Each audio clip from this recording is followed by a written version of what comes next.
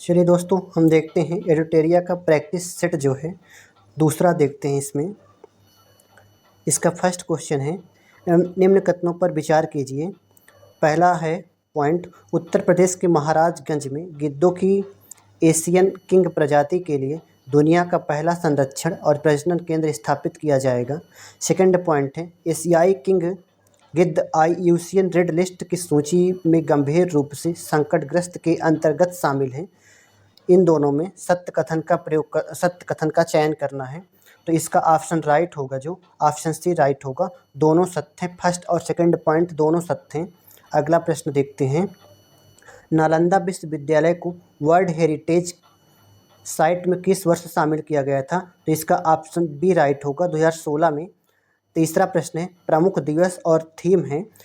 पहला है पॉइंट, विश्व मरुस्थलीकरण और सूखा रोकथाम दिवस।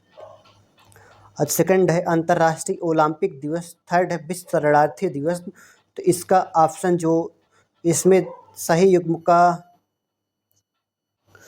युग्म इसमें है, पहला है विश्व मरुस्थलीकरण और सूखा रोकथाम दिवस। इसकी थीम है भूमि के लिए एकजुट, हमारी विरासत हमारा भविष्य। सेकंड जो है ये मतलब युग्म जो है गलत है, सेकंड और थर्ड है, इसीलिए इसका ऑप्शन बी राइट होगा। अगला प्रश्न है, निम्न कथनों पर विचार करें।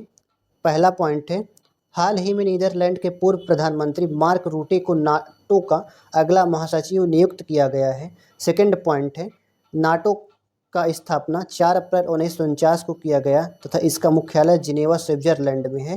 तो इसका असत्य कथन का चयन करना है। तो इसमें असत्य कथन है ऑप्शन बी, केवल दूसरा जो है ये असत्य है, क्योंकि नाटो का मुख्यालय ब्रुसेल्स में है।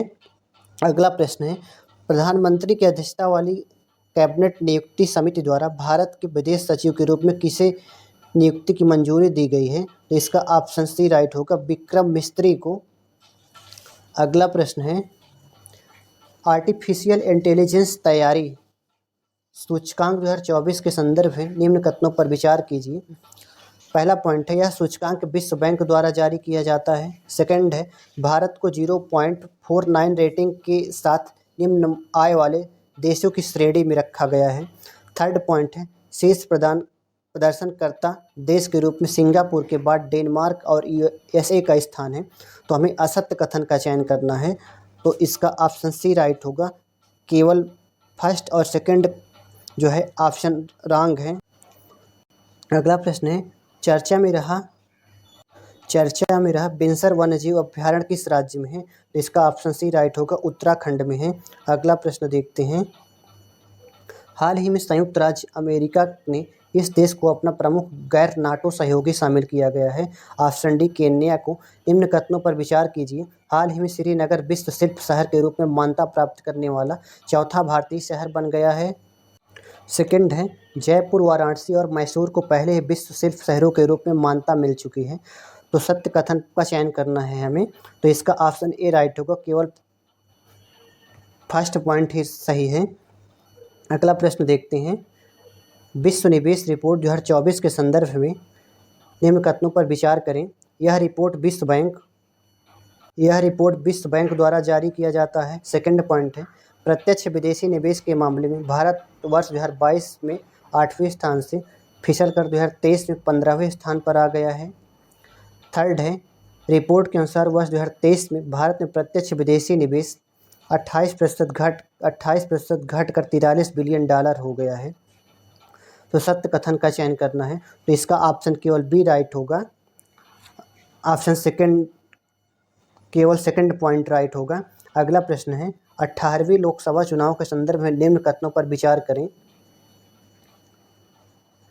पहला पॉइंट है, राष्ट्रपति द्वारा सांसद भर्तृहरि महताब को प्रोटेम स्पीकर नियुक्त किया गया। स्वतंत्र भारत में 18वीं लोकसभा से पूर्व सभी अध्यक्ष निर्विरोध चुने गए। थर्ड है, ओम बिरला 2 बार लोकसभा अध्यक्ष निर्वाचित होने वाले छठे अध्यक्ष हैं। फोर्थ पॉइंट है, प्रोटेम स्पीकर की नियुक्ति के संबंध में राष्ट्रपति संविधान के अनुच्छेद 94 फर्स्ट से शक्तियाँ प्राप्त करते हैं। उपर्युक्त में कितने कथन सत्य हैं? तो इसका ऑप्शन राइट होगा, ऑप्शन सी राइट होगा, केवल 3 कथन सत्य हैं। अगला प्रश्न है, हाल ही में भारत सरकार के शिक्षा मंत्रालय द्वारा राष्ट्रीय परीक्षण एजेंसी के माध्यम से परीक्षा को पारदर्शी, सुचारू और निष्पक्ष कराने हेतु किनकी अध्यक्षता में एक समिति का गठन किया गया है? तो ऑप्शन सी राइट होगा, डॉक्टर के राधाकृष्णन की अध्यक्षता में। अगला प्रश्न है, निम्न कथनों पर विचार करें। हाल ही में फिलीपींस के पूर्व प्रधानमंत्री फिलेमॉन यांग को संयुक्त राष्ट्र महासभा के 79वें सत्र का अध्यक्ष चुना गया। अगला पॉइंट है, थाईलैंड समलैंगिक विवाह को मंजूरी देने वाला दक्षिण पूर्व एशिया का पहला देश बन गया है। तो इसका ऑप्शन बी राइट होगा, केवल सेकंड कथन सत्य है। अगला प्रश्न है, हाइड्रोजन परियोजना में हाइड्रोन का पूर्ण विस्तार क्या है? तो इसका ऑप्शन सी राइट होगा, high throughput optical network demonstration system है। अगला प्रश्न है, निम्न कथनों पर विचार करें। पहला पॉइंट है, 50वें G7 शिखर सम्मेलन अपूलिया, इटली में संपन्न हुआ। सेकंड है, G7 के सदस्य के रूप में भारत भी एक सदस्य है। थर्ड पॉइंट है, G7 का प्रथम शिखर सम्मेलन 1975 में आयोजित किया गया था। तो इस सत्य कथन का चयन करना है, तो इसका ऑप्शन बी राइट होगा, पहला और तीसरा पॉइंट राइट है।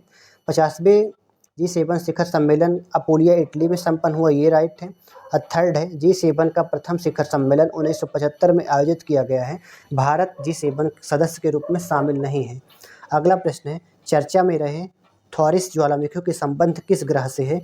तो इसका ऑप्शन ए राइट होगा, मंगल ग्रह से है। अगला प्रश्न है, असत्य कथन का चयन करना है। तो नारंगी सैन्य स्टेशन गुवाहाटी, असम प्लास्टिक कचरे से सड़क निर्माण करने वाला देश का दूसरा सैन्य स्टेशन बना है। तो यही ऑप्शन राइट है, ये असत्य कथन है। सेकंड पॉइंट देखते हैं, हाल ही में लेफ्टिनेंट जनरल NS राजा सुब्रमण्यम को भारत के अगले थल सेना उप प्रमुख के रूप में नियुक्ति को मंजूरी मिल गई है। सी ऑप्शन है, झारखंड के जामताड़ा जिले में कस्ता कोयता ब्लॉक में भूमिगत कोयला गैसीकरण के लिए भारत की पहली पायलट परियोजना की शुरुआत की गई है। विक्रम मिस्त्री भारत के 35वें विदेश सचिव होंगे। तो ये सही है, इसका ऑप्शन ए ही रॉन्ग है।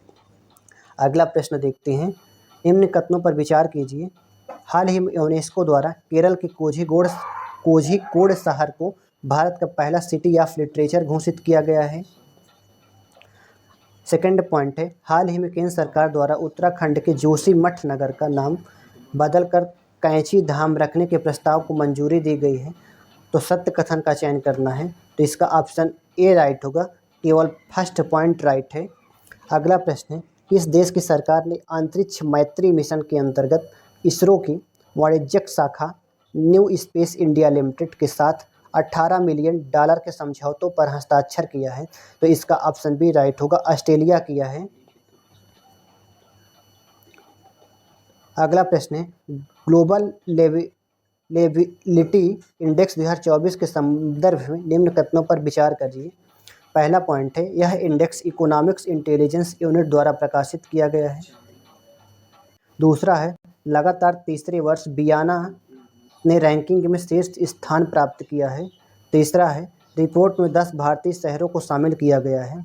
चौथा है, दिल्ली और मुंबई 100 में से 60.2 अंकों के साथ 140वें स्थान पर हैं।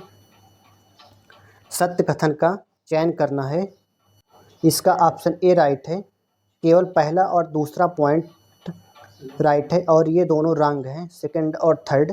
अगला प्रश्न है, चर्चा में रहे कैनबिस, एम्फेटामिन और एक्सटेसी का संबंध किससे है? तो इसका ऑप्शन बी राइट होगा, नशीली दवाओं से है। अगला प्रश्न है, दुनिया के सबसे ऊंचे रेल पुल के संबंध में निम्न कथनों पर विचार करिए।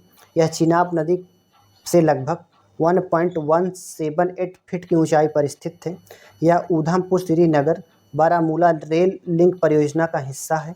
यह 1.3 किलोमीटर लंबा पुल जम्मू और कश्मीर के रियासी जिले में बक्कल और कौरू के बीच स्थित है।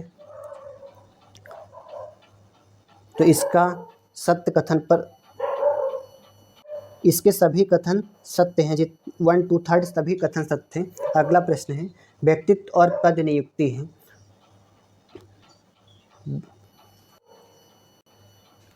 Doctor Pramod Mishra, doctor Pramod Mishra, doctor Pramod Kumar Mishra, Kapil Dev, Manoj Jain, Lok Darshan, Regmi. उपर्युक्त में से कितने युग्म सही सुमेलित है? तो इसका ऑप्शन सी राइट होगा, केवल 3 युग्म सही सुमेलित हैं।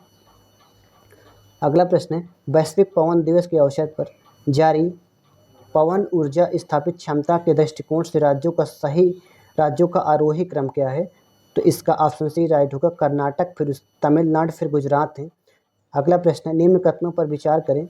स्पेन अंतर्राष्ट्रीय सौर गठबंधन के पूर्ण सदस्य के रूप में शामिल होने वाला 100वां देश बन गया। अंतर्राष्ट्रीय सौर गठबंधन की स्थापना COP15 के दौरान की गई थी। असत्य कथन का चयन करना है 25 का। ऑप्शन सी 1 और 2 दोनों हैं, ये रॉन्ग है। अगला प्रश्न है, होपेक्स अभ्यास के संबंध में निम्न कथनों पर विचार करें। पहला पॉइंट है, यह भारतीय और मिस्र की नौसेना के मध्य संयुक्त अभ्यास है। दूसरा है, यह अभ्यास का चौथा संस्करण है। सत्य कथन का चयन करना है, तो इसका ऑप्शन बी राइट होगा, केवल दूसरा पॉइंट्स राइट है। हाल ही में खबरों में रहा नागशास्त्र फर्स्ट क्या है? इसका ऑप्शन राइट होगा, ऑप्शन बी, मानव पोर्टेबल आत्मघाती ड्रोन है। मानव पोर्टेबल आत्मघाती ड्रोन है।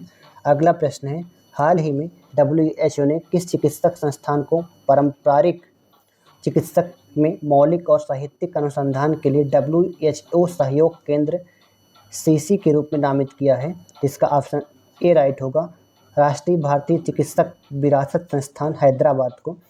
अगला प्रश्न है, सिरिल रामाफोसा को किस देश के राष्ट्रपति दोबारा चुने गए हैं? तो इसका ऑप्शन सी राइट होगा, दक्षिण अफ्रीका के। हाल ही में खबरों में रहा K2-18b क्या है? इसका ऑप्शन ए राइट होगा, एक्सोप्लैनेट है। अगला प्रश्न है, अगस्त 2024 में बहुराष्ट्रीय वायु अभ्यास तरंग शक्ति 2024 की मेजबानी कौन सा देश करेगा? तो इसका ऑप्शन राइट होगा, ऑप्शन डी, भारत करेगा। हाल ही में खबरों में रहा एडीज एल्बोपिक्टस क्या है? तो इसका ऑप्शन ए राइट होगा, मच्छर है। समाचारों में रहा मत्स्य 6000 किस संस्थान द्वारा विकसित किया गया है? इसका ऑप्शन बी राइट होगा, राष्ट्रीय महासागर प्रौद्योगिकी संस्थान चेन्नई द्वारा। अगला प्रश्न है, हाल ही में भारत और अमेरिका के बीच महत्वपूर्ण और उभरती प्रौद्योगिकियों पर पहल की दूसरी वार्षिक बैठक कहाँ आयोजित की गई है? इसका ऑप्शन ए राइट होगा, नई दिल्ली में। हाल ही में समाचारों में रही डिजिटल स्वास्थ्य प्रोत्साहन योजना किस पहल के तहत शुरू की गई है? ऑप्शन सी राइट होगा, आयुष्मान भारत डिजिटल मिशन के अंतर्गत। अगला प्रश्न है, हाल ही में खबरों में रहा प्लैनेट 9 क्या है? इसका ऑप्शन ए राइट होगा, हमारे सौरमंडल के बाहरी क्षेत्र में एक काल्पनिक ग्रह है। अगला प्रश्न है, विश्व सिकल सेल दिवस 2024 का विषय क्या है? इसका ऑप्शन ए राइट होगा, प्रगति के माध्यम से आशा। वैश्विक स्तर पर सिकल सेल देखभाल को आगे बढ़ाना है। अगला प्रश्न है, हाल ही में कौन सा देश समलैंगिक विवाह को मान्यता देने वाला पहला दक्षिण पूर्व एशियाई देश बन गया है? ऑप्शन ए थाईलैंड है। अगला प्रश्न है, हाल ही में खबरों में रहा घोड़बंदर किला किस राज्य में स्थित है? इसका ऑप्शन ए राइट होगा, महाराष्ट्र में स्थित है। अगला प्रश्न है, हाल ही में भारत सरकार द्वारा अनुमोदित राष्ट्रीय फोरेंसिक इंफ्रास्ट्रक्चर संवर्धन योजना का उद्देश्य क्या है? ऑप्शन इसका बी राइट है, आपराधिक फोरेंसिक बुनियादी ढांचे को मजबूत करना है।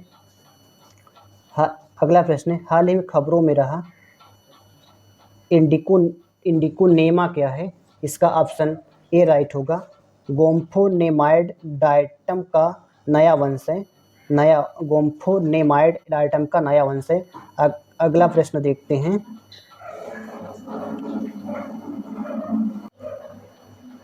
हाल ही में वन्यजीव विशेषज्ञों की एक टीम ने पहली बार किस राष्ट्रीय उद्यान में धारीदार सिसिलियन की उपम स्थिति का दस्तावेजीकरण किया है? इसका ऑप्शन ए राइट होगा, काजीरंगा राष्ट्रीय उद्यान में। हाल ही में खबरों में रहा मुद्रल किला किस राज्य में स्थित है? मुद्रल किला किस राज्य में स्थित है? ऑप्शन डी, कर्नाटक राज्य में स्थित है। हाल ही में किस मंत्रालय ने पहला national additive manufacturing symposium 2024 launch किया है? तो इसका ऑप्शन ए राइट होगा, इलेक्ट्रॉनिक्स और सूचना प्रौद्योगिकी मंत्रालय ने लॉन्च किया है। अगला प्रश्न देखते हैं, हाल ही में किस संगठन ने स्टेट ऑफ ग्लोबल एयर 2024 जारी किया है? हाल ही में किस संगठन ने स्टेट ऑफ ग्लोबल एयर 2024 जारी किया है? तो इसका ऑप्शन बी राइट होगा, स्वास्थ्य प्रभाव संस्थान। अगला प्रश्न, रुवांग ज्वालामुखी जो हाल ही में विस्फोट के कारण खबरों में रहा, किस देश में स्थित है? तो ऑप्शन इसका बी राइट होगा, इंडोनेशिया देश में रुवांग ज्वालामुखी का विस्फोट हुआ है। अगला प्रश्न है, हाल ही में भारत ने किस देश के नागरिकों के लिए मेडिकल ई वीज़ा सुविधा की घोषणा की है? ऑप्शन ए राइट होगा, बांग्लादेश के लिए। अगला प्रश्न है, तीरंदाजी विश्व कप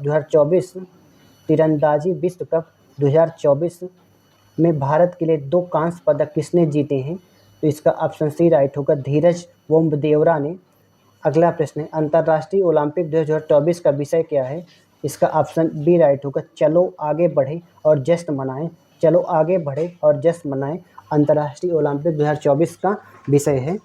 अगला प्रश्न है, खालूबार युद्ध स्मारक संग्रहालय जो हाल ही में समाचारों में देखा गया, भारत के किस क्षेत्र में है? खालूबार युद्ध स्मारक संग्रहालय जो हाल ही में समाचारों में देखा गया, भारत के किस राज्य में क्षेत्र में स्थित है? ऑप्शन इसका बी राइट होगा, लद्दाख में स्थित है। हम नेक्स्ट प्रैक्टिस सेट देखेंगे अगले वीडियो में। थैंक यू सभी लोगों का। चैनल को लाइक एवं सब्सक्राइब करिए।